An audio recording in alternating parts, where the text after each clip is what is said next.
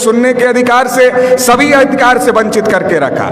लिखा मनुस्मृति में, अगर आंख से ज्ञान देख ले तो आंख में सूजा डाल देना चाहिए, उच्चारण करे तो जीभ काट लेना चाहिए, और अगर कान से ज्ञान का एक शब्द सुन ले तो कान में शीशा पिघलाकर डाल देना चाहिए, ये लिखा।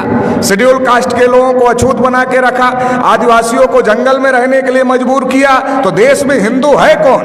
ब्राह्मणों ने हमारे ऊपर इतने जुल्म ढाए, हमें अछूत बनाया, हमें शूद्र बनाया, हमें जंगलों में रहने के लिए मजबूर किया, तो हमारा धर्म और ब्राह्मण का धर्म एक नहीं हो सकता। हम हिंदू नहीं।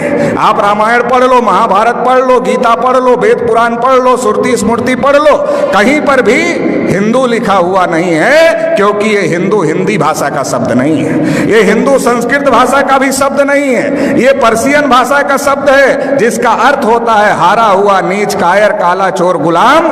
आज भी ब्राह्मण हमको गुलाम कहते हैं, हम गुलाम बनने के लिए तैयार नहीं हैं, और हम हिंदू नहीं हैं, तो फिर हम क्या हैं? हम इस देश के मूल निवासी हैं, और मूल निवासी कौन है? इस देश के शासक हैं, इस देश के राजा हैं। सम्राट अशोक का नाम आपने सुना होगा, अफगानिस्तान तक, रसिया के बॉर्डर तक सम्राट अशोक का राज था। हम लोग उस वंश के लोग हैं, इस बात को हम लोगों को समझने की जरूरत है। भारत के मुसलमान कोई अरब ईरान से आए हुए लोग नहीं हैं, हमारे डीएनए के भाई हैं, हमारे खून के भाई हैं। जब ब्राह्मणों ने हमारे बुजुर्गों पर जुल्म किया तो हमारे बुजुर्गों ने इंसाफ के मजहब को पसंद किया और इस्लाम को स्वीकार किया।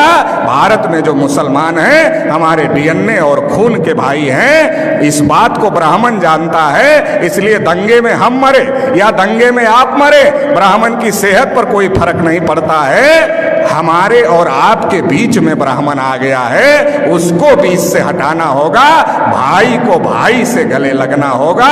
ब्राह्मणों ने हजारों साल से हमको मजलूम बना के रखा, 72 साल में मुसलमानों को मजलूम बना दिया है। इसलिए मजलूम को इकट्ठा होना होगा, और जो ब्राह्मणों ने नाइंसाफी का निजाम कायम किया है इसे ध्वस्त करना होगा और इंसाफ कायम करना होगा।